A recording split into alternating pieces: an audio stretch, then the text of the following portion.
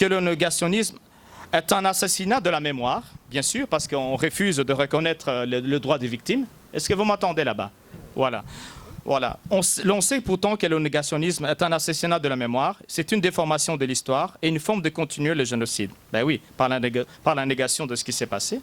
Ce genre de négationnisme est un acte ignoble qui a des conséquences incalculables, non seulement sur la justice réconciliatrice, mais aussi sur l'histoire de l'humanité en général. Il constitue donc une insulte à la mémoire et une atteinte à la dignité des victimes de ce génocide.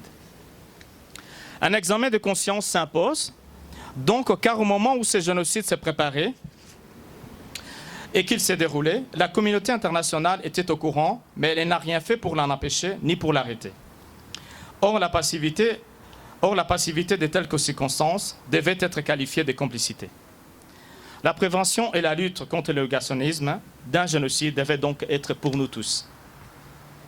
En plus d'un arsenal de lois réprimant le négationnisme, il est nécessaire que les États, donc les États de droit, mettent en place des programmes éducatifs destinés à nos jeunes à l'école, afin de graver dans la mémoire des générations futures les leçons sur le génocide et la lutte contre l'intolérance.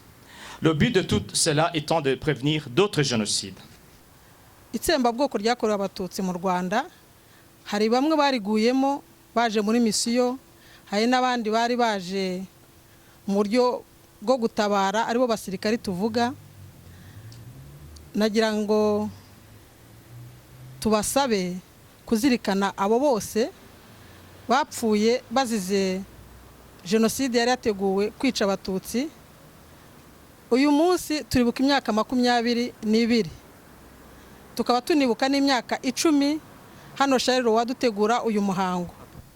Donc dit casque bleu belge, martyr héroïque au service d'une juste cause, celle de la paix et de la protection physique des ministres rwandais démocratiques, victimes eux aussi de la lâcheté générale, à commencer par la scandaleuse paralysie des forces de l'ONU, qui s'est répétée en Bosnie, à Srebrenica et en RDC au Kivu.